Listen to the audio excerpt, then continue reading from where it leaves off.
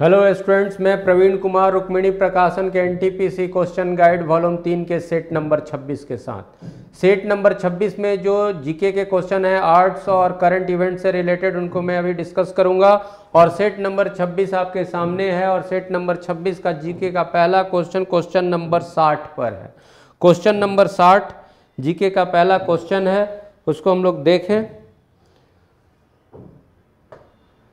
Question number 60 आपके सामने है और क्वेश्चन ये है, भारतीय उपमहाद्वीप के किस भाग में हड़प्पा संस्कृति का उदय हुआ।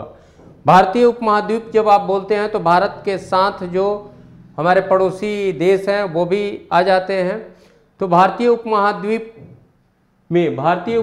के किस भाग में हड़प्पा संस्कृति का उदय हुआ, ये हम लोग को जानना है। भारत की सबसे प्राचीन सभ्यता के रूप में हड़प्पा सभ्यता, या उसको संधव सभ्यता या सिंधु घाटी की सभ्यता कहते हैं। तो सिंधु घाटी की सभ्यता या हड़प्पा सभ्यता हमारी सबसे प्राचीन सभ्यता है, जो 2500 ईसा पूर्व से 1750 ईसा पूर्व का काल उसके बताया जाता है। ऐसे हड़प्पा सभ्यता कहीं से माइग्रेट करके नहीं आई थी, यहीं की थी, लेकिन नगरीय अवस्था प्राप्त करने के पहले भी उसका इतिहास है। लेकिन 2500 ईसा पूर्व के आते आते ये नगरीय अवस्था को प्राप्त कर ली थी और हड़प्पा सभ्यता टाइटल के तहत उसके नगरीय अवस्था के आरंभ से लेकर के उस सभ्यता के पतन तक को पढ़ा जाता है। तो हड़प्पा सभ्यता भारत की प्राचीनतम सभ्यता वो भारतीय उपमहाद्वीप के किस भाग में थी, आप जानते हैं।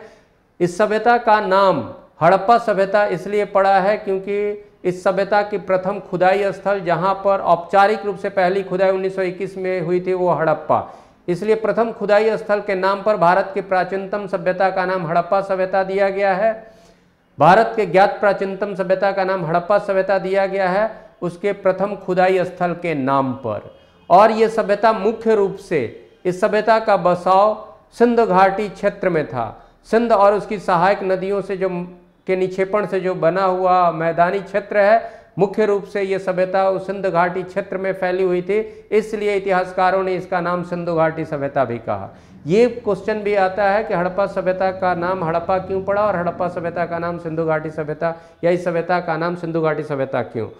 तो देखिए स्टूडेंट्स, आप जानते हो कि हड़प्पा सभ्यता जो है वो प्रोटो हिस्टोरिकल सिविलाइजेशन है। इस सभ्यता के लिखित कुछ मिले भी हुए हैं तो उसे अभी तक हम लोग पढ़ नहीं पाए हैं। तो वैसी सभ्यता जिसका लिखित विवरण उपलब्ध भले ही हो लेकिन उसे पढ़ा नहीं गया हो, यानी उस सभ्यता के लोग लिखना पढ़ना जानते थे लेकिन उनके स्क्रिप्ट को अभी तक डिकोड नहीं किया जा सका है, तो ऐसे सभ्यता को प्रोटो हिस्टोरिकल सभ्यता कहते हैं, प्रोटो हिस्टोरिकल सिविलाइजेशन कहते हैं, आद्य ऐतिहासिक सभ्यता कहते हैं। हड़प्पा सभ्यता प्रोटो हिस्टोरिकल सभ्यता के श्रेणी में है। तो हड़प्पा सभ्यता का अभी हमने बताया कि मुख्य रूप से बसाव कहाँ, सिंधु घाटी क्षेत्र में। और सिंधु घाटी क्षेत्र कहाँ, तो भारतीय उपमहाद्वीप का उत्तर पश्चिम भाग, भारतीय उपमहाद्वीप का उत्तर पश्चिम भाग। और इस सभ्यता का अधिकांश स्थल अभी जो है, मुख्य स्थल जो है वो पाकिस्तान में पड़ता है। तो ये उत्तर पश्चिम भाग, तो भारतीय उपमहाद्वीप के किस भाग में हड़प्पा सभ्यता या सिंधु घाटी सभ्यता का मुख्य बसाव क्षेत्र था, तो उत्तर पश्चिम। मुख्य में इसलिए लगा रहा हूं क्योंकि हड़प्पा सभ्यता से संबंधित स्थल सिंधु घाटी क्षेत्र के इतर भी, सिंधु घाटी क्षेत्र के परे भी मिले हैं। और हड़प्पा सभ्यता से संबंधित अब तक ज्ञात सबसे उत्तरी स्थल जो है वो जम्मू कश्मीर का मांडा है। और सबसे दक्षिणी स्थल जो है वो, जो ज्ञात सबसे दक्षिणी स्थल है वो महाराष्ट्र का दैमाबाद है। और हड़प्पा सभ्यता का सबसे अब तक ज्ञात पूर्वी स्थल के रूप में आलमगीरपुर और हुलास है जो उत्तर प्रदेश, और सबसे पश्चिमी जो है सुतकांगेडोर, वो आपको बलूचिस्तान। तो यहाँ पर है कि भारतीय उपमहाद्वीप के किस भाग में हड़प्पा संस्कृति का उदय हुआ या किस भाग में मुख्य रूप से वो प्रसारित था, तो उत्तर पश्चिम, उत्तर पश्चिम। और अभी हम सबसे उत्तरी स्थल, सबसे दक्षिणी स्थल, सबसे पूर्वी और सबसे पश्चिमी स्थल की भी चर्चा किए हैं, लेकिन मुख्य रूप से बसाव क्षेत्र था सिंधु घाटी क्षेत्र। अब मैं नेक्स्ट क्वेश्चन की तरफ चलता हूं और नेक्स्ट क्वेश्चन आपके सामने, नेक्स्ट क्वेश्चन हम लोग का 61 नंबर पर क्वेश्चन है। ये भी क्वेश्चन हिस्ट्री का है और बहुत ही पॉपुलर क्वेश्चन है। पानीपत का द्वितीय युद्ध कब हुआ था, ये डेट से पूछा हुआ है। देखिए स्टूडेंट, जैसे मेडिवल में तो ईयर और मंथ तक ही काम चलता है, फ्रीडम मूवमेंट में डेट तक के याद किया जाता है, लेकिन आजकल क्वेश्चन फ्रेम करने का तरीका कुछ है। आजकल एग्जाम में ऐसा कहीं कहीं प्रमुख जो घटनाएं ऐसे मध्यकाल को आप ईयर तक, मंथ और ईयर तक याद करते हो, काम चल जाता है। लेकिन चूंकि पानीपत का प्रथम युद्ध, पानीपत का द्वितीय युद्ध, पानीपत का तृतीय युद्ध इतिहास की बहुत ही प्रचलित घटना, इतिहास में बहुत ही महत्वपूर्ण घटना के रूप में जाना जाता है, सब लोग जानता है, तो भाई ईयर तो सबको याद है, तो इसलिए डेट तक से यहाँ क्वेश्चन फ्रेम्ड है, जो सही क्वेश्चन है। तो पानीपत का द्वितीय युद्ध कब हुआ था, तो ये तो सबको मालूम है कि 1556 में हुआ था। पानीपत की प्रथम युद्ध 1526 में, द्वितीय युद्ध 1556 में, और तृतीय युद्ध जो जानते हैं 1761 में।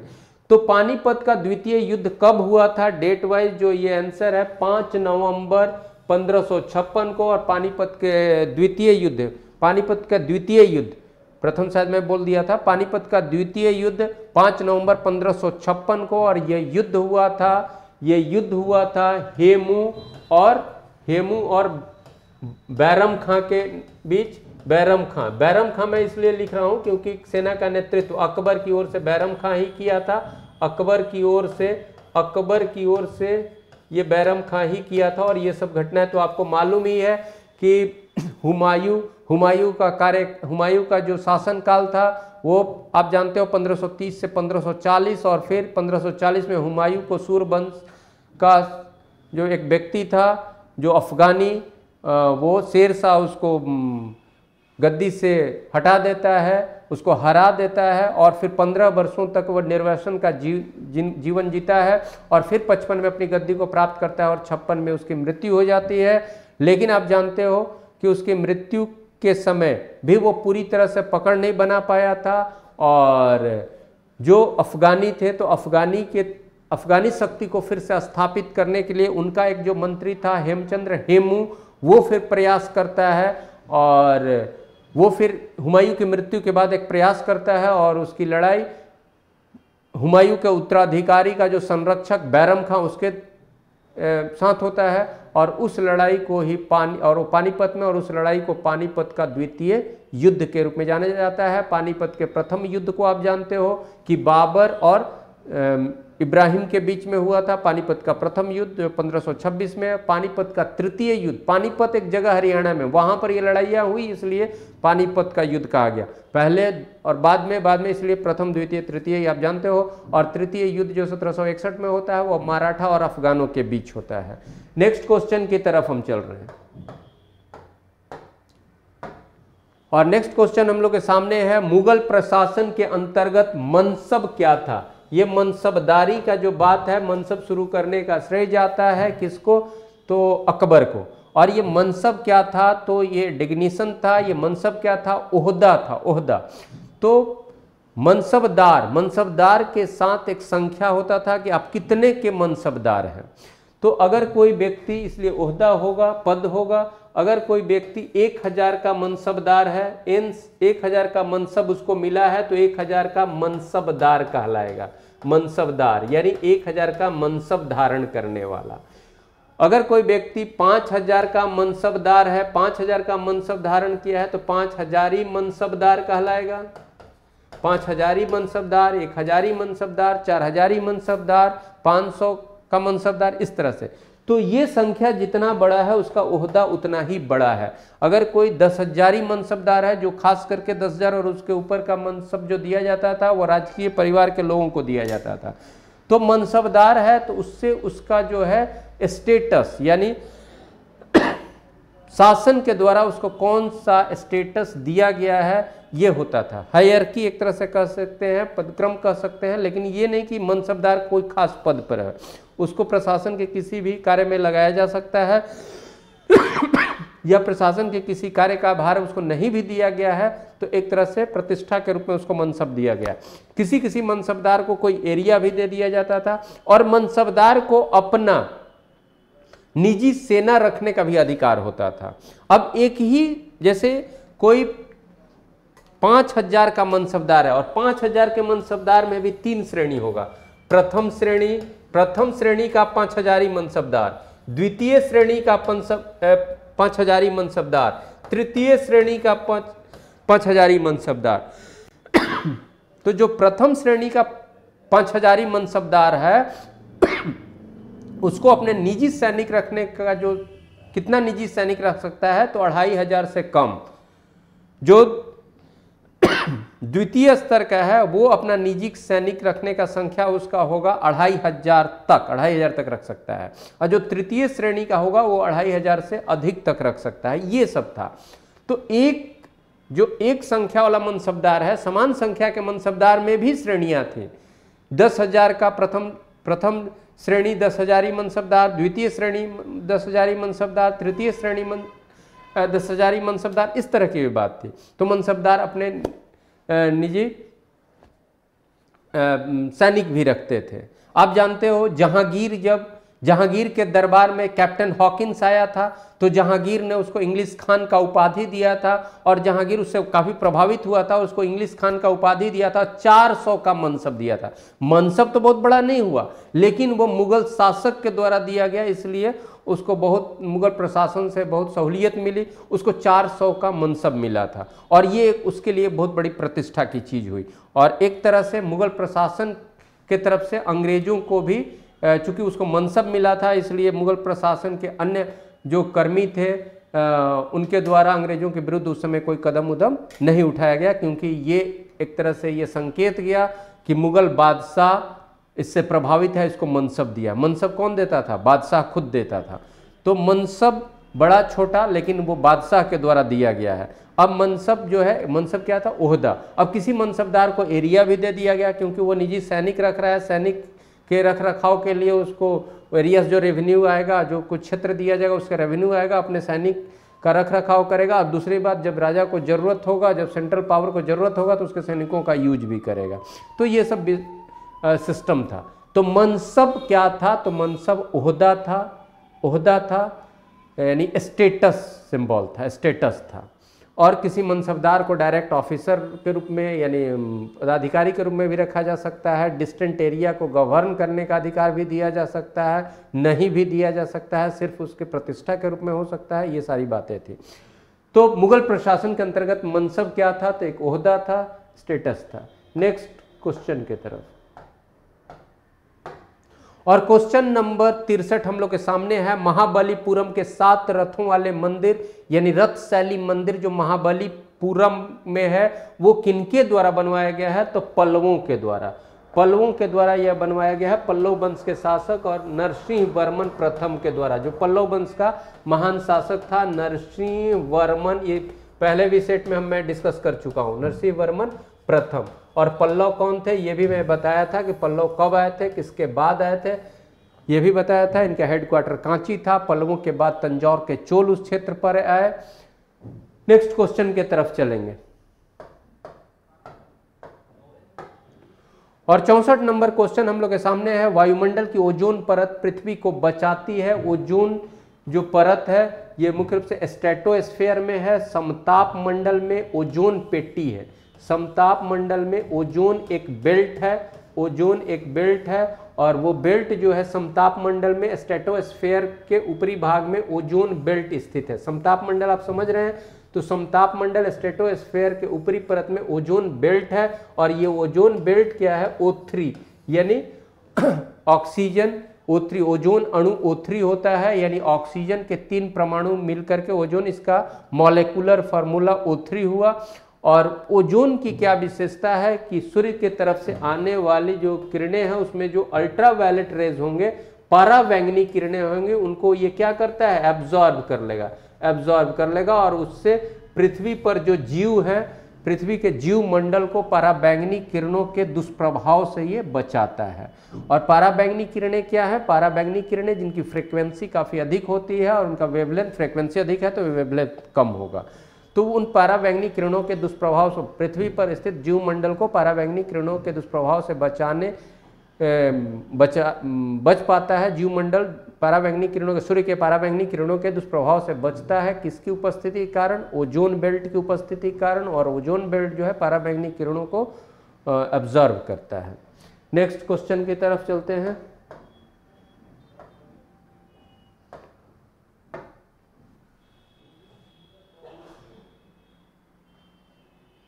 पैंसठ नंबर क्वेश्चन है। 65 नंबर क्वेश्चन में है, इधर कुछ प्रजाति, यानी प्रजाति कहिए, वैसे लोग जो मुख्य, प्रजाति का मतलब ये नहीं होता है, लेकिन यहाँ पर कुछ ट्राइब्स टाइप के हैं। यानी ये एक तरफ जो दिया गया है कॉलम ए, कॉलम बाएं साइड के जो कॉलम ए में दिया गया है, एक साइड में जो दिया गया है वो वैसे लोगों के, वैसे लोगों का नाम है जो समाज के मुख्य धारा से थोड़ा अलग रहते हैं, या तो जंगल में रह रहे हैं या पहाड़ी क्षेत्र में रह रहे हैं, ऐसे। तो फिर वो उस तरह के जनजाति ट्राइब्स आप उसको कह सकते हैं। उस तरह के ट्राइब्स कहाँ पाए जाते हैं, कौन सुमेलित है, ये हमें बताना है। तो भाई पिग्मी, पिग्मी कांगो बेसिन, एकदम सही है। कांगो बेसिन, अफ्रीका के कांगो बेसिन में पिग्मी मिलते हैं, एकदम सही है। यहाँ पर गलत जोड़ा बताना है। सऊदी अरब में बद्दू, ये डेजर्ट में मिलने वाले घुमंतू लोग होते हैं बद्दू, जो एक स्थान से दूसरे नोमैडिक लोग हैं। और ये जंगल में रहने वाला पिग्मी। और पिग्मी के बारे में आप हम लोग जानते हैं कि पिग्मी अपना निवास जो होते हैं वो कहाँ बना करके, पेड़ों पर।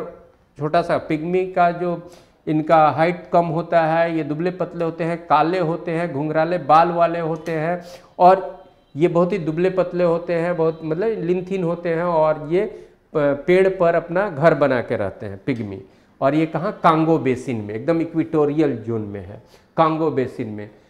फिर है एस्कीमो, एस्कीमो भी सही है। उत्तरी अमेरिका का टुंड्रा प्रदेश, उत्तरी अमेरिका का टुंड्रा प्रदेश, यानी आर्कटिक रीजन जो आप कह रहे हो, आर्कटिक रीजन में उत्तरी अमेरिका की तरफ जो आर्कटिक क्षेत्र है, टुंड्रा क्षेत्र है, उसको टुंड्रा प्रदेश कहते हैं। मतलब कि प्राकृतिक जो बंटवारा है, प्रादेशिक जो या फिर उसको बोलते हैं हम लोग जलवायु प्रदेश। तो टुंड्रा प्रदेश, आर्कटिक रीजन को टुंड्रा प्रदेश कहते हैं। तो आर्कटिक रीजन यानी उत्तरी ध्रुवीय क्षेत्र, और उत्तरी अमेरिका के सामने जो उत्तरी ध्रुवीय क्षेत्र है उसमें रहने वाले वहाँ के मूल लोगों को क्या कहा जाता है, वहाँ के मूल लोगों को एस्कीमो कहा जाता है। और एस्कीमो के बारे में आप जानते हो कि एस्कीमो रेंडियर्स पालते हैं, रेंडियर्स से अपना सामान ढोते हैं, स्लेज से अपना सामान ढोते हैं, फिर रेंडियर्स के खाल पहनते हैं।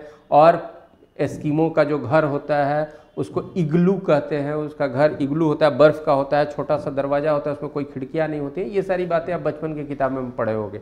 एक जो दिया गया है सकाई साइबेरिया, ये गलत है, साइबेरिया नहीं, साइबेरिया में नहीं होते हैं। ये जो है ये उष्णकटिबंध का जो दक्षिण पूर्वी एशिया में ये मिलेंगे, यानी मलाया उलाया मलेशिया, मलाया द्वीप मलेशिया में, मलाया द्वीप और मलेशिया में ये मिलते हैं। यानी आप कह सकते हो कि दक्षिण पूर्व एशिया, दक्षिण पूर्व एशिया में भी, दक्षिण पूर्व एशिया में भी ये मिलते हैं। दक्षिण पूर्व साउथ ईस्ट एशिया में, साउथ ईस्ट एशिया में ये मिलेंगे। और अफ्रीका में, उसके सामने के अफ्रीका में भी कुछ ये मिलते हैं। ये होते हैं सकाई, और इनको कहीं कहीं तो कुछ दूसरा भी प्रोनाउंस किया जाता है, मशाई टाइप का भी प्रोनाउंस किया जाता है, लेकिन ये साइबेरिया में नहीं। ये कहाँ पर, दक्षिण पूर्व एशिया में, दक्षिण पूर्व एशिया में। तो ये हमारा सुमेलित नहीं है, सुमेलित नहीं है। यहाँ पर मलाया प्रायद्वीप होना चाहिए, मलेशिया होना चाहिए, दक्षिण पूर्व एशिया होना चाहिए, ऐसा कुछ होना चाहिए, इसलिए ये सुमेलित नहीं है। नेक्स्ट हम लोग जाएंगे। और 66 नंबर क्वेश्चन हम लोग के सामने है, गल्फ स्ट्रीम धारा प्रवाहित होती है, कहाँ पर प्रवाहित होती है गल्फ स्ट्रीम धारा? तो ये अटलांटिक महासागर की धारा है, ये अटलांटिक महासागर की धारा है। गल्फ स्ट्रीम जो है अटलांटिक महासागर की है, और अटलांटिक महासागर के पश्चिमी तट की धारा है। अटलांटिक महासागर के पश्चिमी भाग, तट तो मतलब स्थल की तरफ से बोलेंगे, यानी अटलांटिक महासागर के पश्चिमी भाग की ये धारा है। अटलांटिक महासागर के पश्चिम भाग की ये धारा है gulf stream, gulf stream. Next question की तरफ हम लोग आएंगे। प्रमुख मत्स्य क्षेत्र ग्रांड बैंक कहां पर है? ग्रांड बैंक कहां पर है? तो ये भी आप देखो, ग्रांड बैंक भी अटलांटिक महासागर का है। ग्रांड बैंक मत्स्य क्षेत्र जो है, जो विश्व में मत्स्य यानी मछली उत्पादन या मछली फिशिंग के लिए, मछली पकड़ने के लिए सबसे सुटेबल जगह जाना जाता है, वो नॉर्थ अटलांटिक, उत्तरी अटलांटिक में। यानी अटलांटिक महासागर तो पूरा तो उत्तरी यानी इक्वेटर के ऊपर, इक्वेटर के नॉर्थ में, तो उत्तरी अटलांटिक में ये आपका है ग्रांड बैंक। ग्रांड बैंक उत्तरी अटलांटिक में है, उत्तरी अटलांटिक महासागर में ग्रांड बैंक है। और ग्रांड बैंक भी है, और उत्तरी अटलांटिक में इधर आप देखोगे पश्चिम साइड में ग्रांड बैंक एक स्थल है अमेरिका के तरफ, और इधर आओगे तो एक है डॉगर बैंक। डॉगर बैंक यूरोप की तरफ, डॉगर बैंक। तो डॉगर बैंक और ग्रांड बैंक, ये दोनों जो है वो उत्तरी अटलांटिक में है, दोनों उत्तरी अटलांटिक में है, और दोनों जो है मत्स्य उत्पादन के लिए, मत्स्य उद्योग के लिए भी कह सकते हो, क्योंकि फिशिंग को भी अभी इंडस्ट्री भी बोला जाता है, मत्स्य उद्योग के लिए विश्व प्रसिद्ध, मत्स्य उद्योग के लिए विश्व प्रसिद्ध ये दोनों स्थान हैं, विश्व प्रसिद्ध। और वहाँ पर चूंकि उस तरह की धाराएं, गर्म और ठंडी धाराएं में, गर्म धाराएं भी वहाँ पहुँच जाती हैं, और इसलिए मछलियों के जीवन के लिए अनुकूल स्थिति वहाँ पर टेम्परेचर बन जाता है। तो दो स्थिति होता है अटलांटिक में, दो स्थान जो है वो आप मैप में देखोगे, डॉगर बैंक और आपका ग्रांड बैंक, ये दोनों फिशिंग के लिए विश्व प्रसिद्ध स्थल हैं अटलांटिक महासागर के तटीय भाग में। नेक्स्ट क्वेश्चन के तरफ,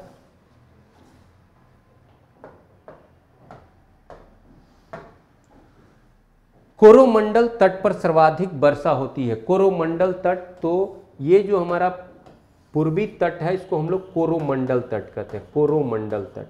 और कोरोमंडल तट पर आप जानते हो खास करके तमिलनाडु वाला एरिया में वर्षा, हम लोग पिछले डिस्कशन में भी देखे थे।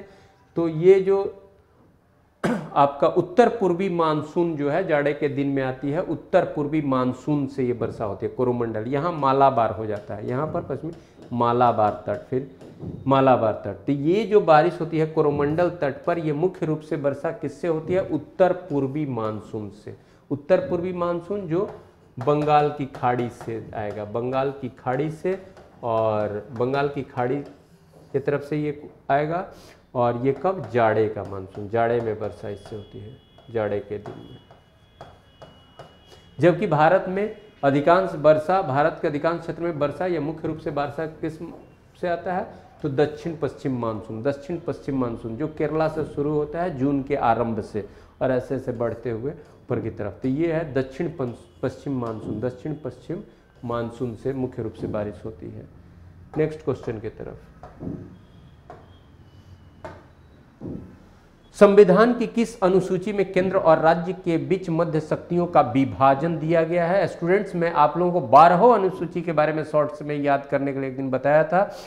और संविधान की किस अनुसूची में विषयों का बंटवारा है, या कहा जाए 3 सूचियों का उल्लेख है? संघ सूची, प्रांतीय सूची यानी राज्य सूची, और समवर्ती सूची। तो इसको यूनियन लिस्ट या सेंट्रल लिस्ट, दूसरा हो गया स्टेट लिस्ट, तीसरा हो गया कंकरेंट लिस्ट। तो इन 3 लिस्टों और प्रत्येक लिस्ट में संबंधित सब्जेक्ट, विषय, इसका उल्लेख किस शेड्यूल में है? तो 7वीं अनुसूची में, 7वीं अनुसूची में। तो आंसर हमारा स्टूडेंट होगा 7वीं अनुसूची। 5वीं अनुसूची में क्या है भाई? तो ट्राइबल एरिया का हम लोग पढ़े थे, tribal area, general tribal area के प्रशासन का है। 6ठी में जो है वो हम लोग बात किए थे कि 6ठी में जो है वो आपको असम, त्रिपुरा, मेघालय और मिजोरम के, असम, त्रिपुरा, नॉर्थ ईस्ट के कुछ जो राज्य हैं, असम, त्रिपुरा, मेघालय और मिजोरम के जनजाति लोगों से संबंधित और जनजातीय क्षेत्र से संबंधित प्रशासन के लिए विशेष उपबंध है 6ठी में। 8वीं अनुसूची आप जानते हो क्या है? भाषाओं का उल्लेख है, भाषाओं का उल्लेख, और कितनी भाषाएं हैं? 22 भाषाओं का उल्लेख इसमें है 8वीं अनुसूची में। तो नेक्स्ट क्वेश्चन के तरफ, भारत में आपातकालीन शक्तियां निम्नांकित में किस देश की देन है? यानी देखो देन उन तो कुछ नहीं होता है, लेकिन यहाँ क्वेश्चन तो ऐसे फ्रेम्ड होता ही है। यहाँ ये पूछ रहा है कि भारतीय संविधान में जो इमरजेंसी प्रोविजन हम रखे हैं वो हम किस देश के संविधान से इन्फ्लुएंस्ड होकर रखे हैं? तो वो होगा जर्मनी के संविधान से। तो जो इमरजेंसी प्रोविजन जो हमारा है वो कहाँ से लिए हैं? जर्मनी के संविधान से। इमरजेंसी प्रोविजन 352 के तहत, राष्ट्रीय आपात 356 के तहत, राज्य में राष्ट्रपति शासन, और 360 के तहत वित्तीय आपात। लेकिन ये जो आपात खास करके आपात 352 वाली बात है। तो ये हम कहाँ से इन्फ्लुएंस्ड होकर के लिए है, किस संविधान, क्योंकि हम जो संविधान बनाए हैं लंबे समय में, हमारा संविधान हम लोगों का बनाया, हमारे संविधान सभा ने एक लंबे समय में, और हम अपने संविधान को बनाने के क्रम में विश्व के विभिन्न लोकतांत्रिक देशों के संविधानों का हम लोगों ने अध्ययन किया है, और वहाँ से जहाँ से जो चीज़ हुआ उससे थोड़ा हम इन्फ्लुएंस्ड हुए। ऐसा नहीं कि वहाँ से ले लिए, सीधे कॉपी नहीं है, फिर भी क्वेश्चन फ्रेम्ड होता है कि ये चीज़ हम किस संविधान से लिए हैं, ये हम किस देश के संविधान से लिए हैं, इस तरह की बात। तो ये भी पूछा गया कि भारत में आपातकालीन शक्तियाँ निम्नांकित में किस देश की देन है, किस देश की देन है। चलिए, तो ये हम जर्मनी के संविधान को कहेंगे। कनाडा के संविधान से जो मुख्य रूप से हम लिए हैं संघीय व्यवस्था लिए हैं, संघीय व्यवस्था, संघीय व्यवस्था, संघीय व्यवस्था हम लिए हैं, यानी केंद्र और सशक्त केंद्र और फिर प्रांतों की स्थिति। ऑस्ट्रेलिया के संविधान से अगर कहा जाए तो मुख्य रूप से आप समवर्ती सूची का कॉन्सेप्ट को ऑस्ट्रेलिया के संविधान से, और भी चीज़ें हैं। अमेरिका के संविधान से अगर कहा जाए तो मुख्य रूप से मौलिक अधिकार, फंडामेंटल राइट की बात अमेरिकी संविधान से इन्फ्लुएंस्ड हम हुए हैं, और भी चीज़ है, लेकिन मुख्य एक एक चीज़ मैं बता रहा था। तो ये बात है। नेक्स्ट क्वेश्चन की तरफ, और नेक्स्ट क्वेश्चन हमारे सामने है 71 नंबर क्वेश्चन। भारतीय संविधान में किस संशोधन के परिणाम स्वरूप संपत्ति का अधिकार मूल अधिकार की सूची से हटा दिया गया? तो संपत्ति के अधिकार, आप जानते हो अभी हमारे मूल अधिकार कितने हैं, बहुत बार मैं बात कर चुका हूँ, 6 मौलिक अधिकार हैं जो भारतीय संविधान के भाग 3 में आर्टिकल 12 से 35 तक में उल्लेखित हैं।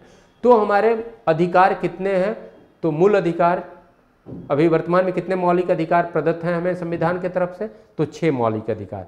लेकिन शुरू में हमारे पास 7 मौलिक अधिकार थे, उसमें से एक मौलिक अधिकार को मौलिक अधिकार के श्रेणी से एक संविधान संशोधन द्वारा हटा दिया गया, अब वो एकमात्र कानूनी अधिकार के रूप में है।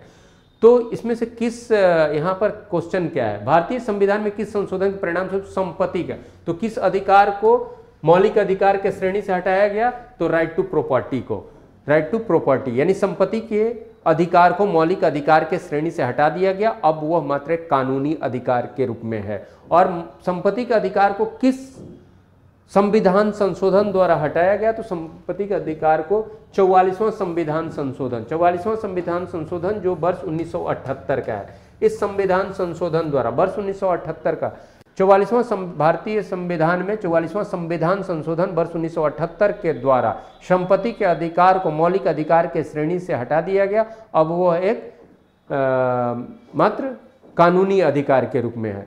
ये संपत्ति का अधिकार किस आर्टिकल में था? तो आर्टिकल 31 के तहत संपत्ति का अधिकार था। ये कहाँ था? तो आर्टिकल 31 के तहत था। अभी आर्टिकल 300A में हमारा संपत्ति का अधिकार गया, जो एक कानूनी अधिकार के रूप में कहाँ पर स्थित है? अनुच्छेद 300A में। तो 44वें संविधान संशोधन द्वारा संपत्ति के अधिकार को मौलिक अधिकार के श्रेणी से हटा करके उसको आर्टिकल 300A के तहत रखा गया है, जो अब एक कानूनी अधिकार के रूप में स्थित है। अब 72 नंबर क्वेश्चन, भूमि से टकराकर, ये फिर हम लोग का साइंस का क्वेश्चन हुआ और साइंस के सर आएंगे तो इसको डिस्कस करेंगे। इसके बाद इस सेट में आर्ट्स से रिलेटेड क्वेश्चन अभी है, ये है 93 नंबर क्वेश्चन पे है, फिर हम लोग का 93 पर फिर क्वेश्चन है, तो नेक्स्ट क्वेश्चन 93 पर मिलेगा।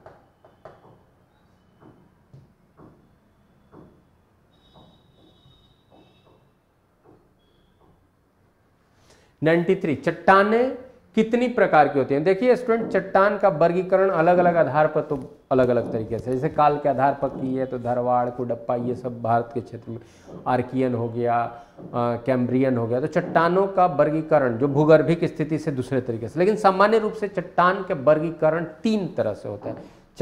चट्टान कितने प्रकार के? तो टाइप्स बोलिएगा 3 प्रकार का।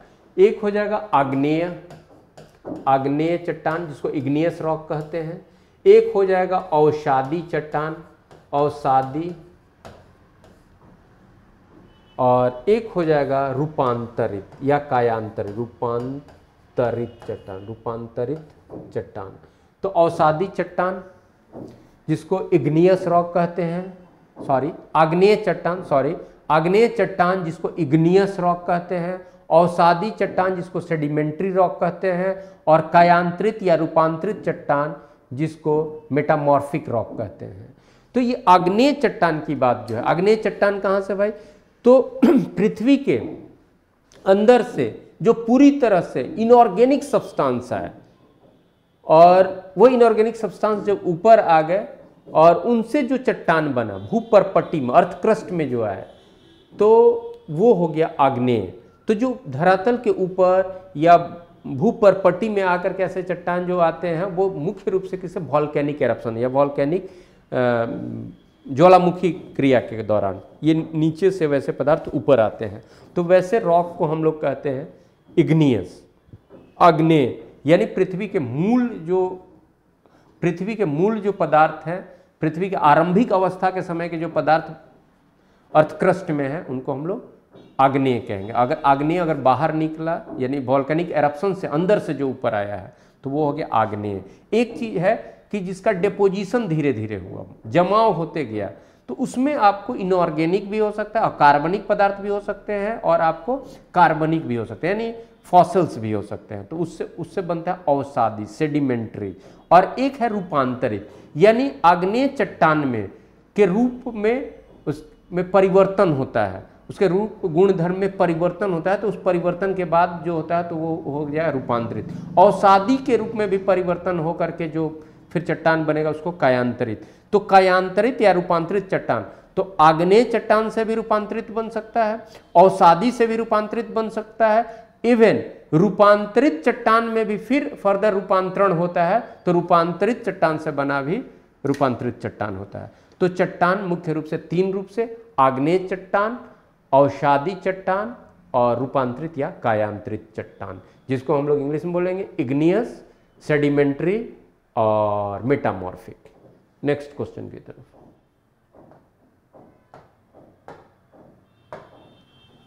अब 94 नंबर क्वेश्चन हम लोग के सामने है। भारत का सबसे पहला जल विद्युत कारखाना कहाँ स्थापित हुआ था? और ये तो 2 जगह शिव समुद्रम में हुआ था, लेकिन शिव समुद्रम में 1902 भी दिया हुआ है, 1905 भी दिया हुआ है। तो 1902 में ही भारत का पहला जल विद्युत कारखाना स्थापित हुआ था, शिव समुद्रम में 1902 में। तो भारत का पहला समुद्री कारखाना शिव समुद्रम में 1902 में स्थित हुआ था, और ये शिव समुद्रम कहाँ है? कर्नाटक में है। तो कर्नाटक में 1902 ईस्वी में शिव समुद्रम शिव समुद्रम स्थान पर जल विद्युत कारखाना स्थापित हुआ था। और पहली बहुउद्देशीय नदी घाटी परियोजना जो पिछले सेट में कभी हम लोग डिस्कस किए थे, वो कहाँ हुआ था? दामोदर नदी पर झारखंड में, जो झारखंड और पश्चिम बंगाल की परियोजना, जिससे दोनों लाभान्वित, झारखंड और पश्चिम बंगाल। तो दामोदर घाटी पर पहली बहुउद्देशीय नदी परियोजना और पहली जल विद्युत हाइड्रो इलेक्ट्रिक परियोजना जो है वो कहाँ पर हुआ था? 1902 ईस्वी में कर्नाटक के शिव समुद्रम। नेक्स्ट क्वेश्चन की तरफ। और 95 नंबर क्वेश्चन है, भारत में सीमेंट का उत्पादन सर्वप्रथम कहाँ आरंभ हुआ था? सीमेंट का कारखाना सर्वप्रथम कहाँ स्थापित हुआ था? तो ये बहुत पहले ब्रिटिश काल में ही हुआ था, ये मद्रास में हुआ था। तो भारत में ब्रिटिश काल में ही सबसे पहला सीमेंट कारखाना कहाँ स्थापित हुआ था? मद्रास में। ऐसे सीमेंट उद्योग का अभी वर्चस्व कहाँ पर है? तो राजस्थान में। अभी ज़्यादा सीमेंट उद्योग हमारे राजस्थान में है। और सीमेंट उद्योग के लिए चाहिए क्या? तो सीमेंट उद्योग के लिए, सीमेंट बनाने के लिए सबसे चाहिए चूना पत्थर चाहिए, चूना पत्थर ज़्यादा चाहिए, यानी लाइमस्टोन। और सीमेंट में जिप्सम मिलाया जाता है, जिससे सीमेंट जमता है, जिप्सम। तो भारत में सीमेंट का उत्पादन सर्वप्रथम कहाँ हुआ था, या सीमेंट कारखाना सर्वप्रथम कहाँ लगा था? मद्रास में। Next question. अब 96 नंबर क्वेश्चन है, सूर्य के सबसे पास कौन ग्रह है? यानी सूर्य से दूरी के स्थान आधार पर सबसे पहला ग्रह कौन है? ये तो आप लोग जानते हैं, बहुत सिंपल सा है, सूर्य। और सूर्य के निकट जो सबसे पहला ग्रह है, सूर्य से निकट सौरमंडल का ग्रह जो सूर्य के सबसे निकट है वो है बुध। और बुध के बाद कौन सा है? वो है शुक्र। और शुक्र के बाद जो ग्रह है वो है पृथ्वी। और पृथ्वी के बाद जो है वो है मंगल। अब मंगल के बाद जो है वो है बृहस्पति, और बृहस्पति के बाद है शनि, और शनि के बाद है अरुण, और अरुण के बाद है वरुण। 8 है, ठीक है। 3 3 6 2 8। तो बुध को कहते हैं मरकरी, ये भी याद रखिएगा। शुक्र को कहते हैं वीनस, और पृथ्वी अर्थ, और मंगल मार्स, और बृहस्पति जुपिटर, और शनि को बोलते हैं सैटर्न, अरुण को यूरेनस, और वरुण को नेपच्यून।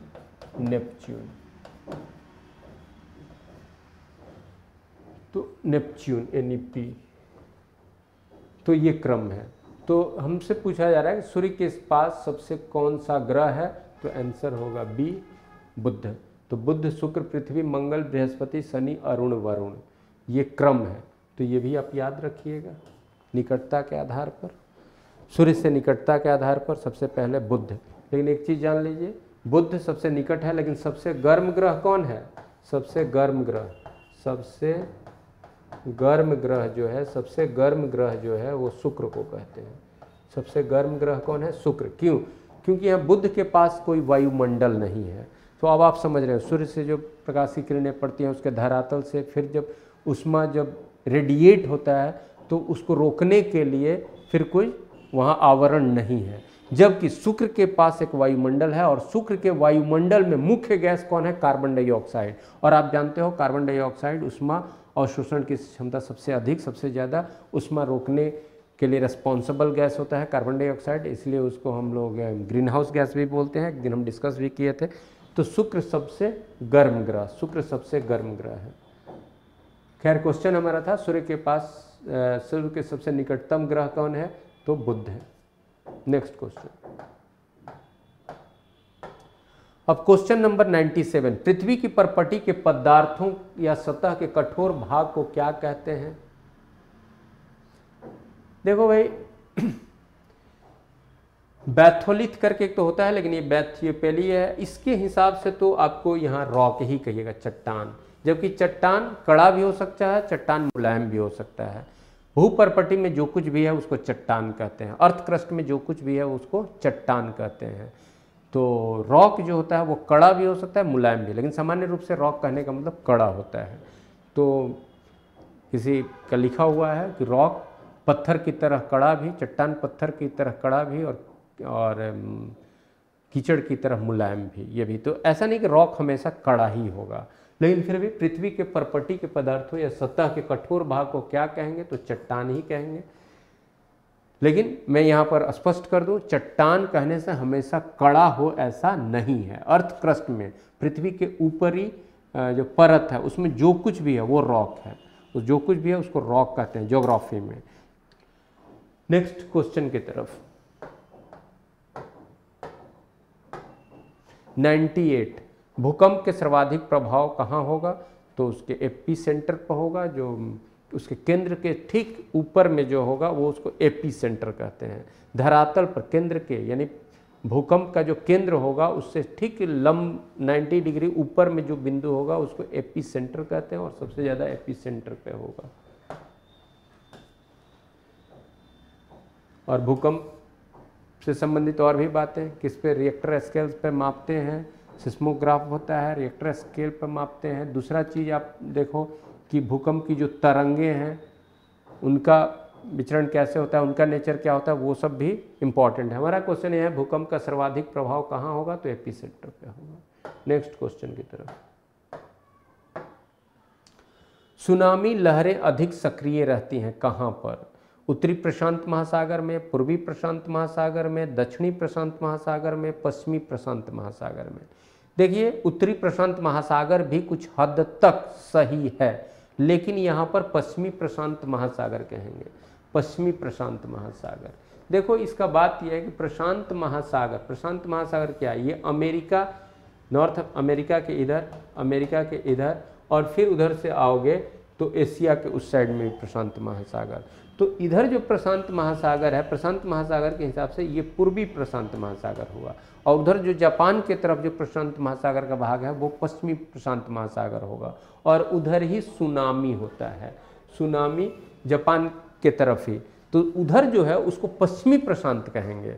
दिख रहा है आपको कि लग रहा है पूर्वी प्रशांत, नहीं, प्रशांत महासागर के हिसाब से देखें तो प्रशांत महासागर के जो अमेरिका के तट से सटा हुआ है, नॉर्थ अमेरिका साउथ अमेरिका जो है वो पूर्वी प्रशांत हो गया, और वो हो जाएगा पश्चिमी प्रशांत।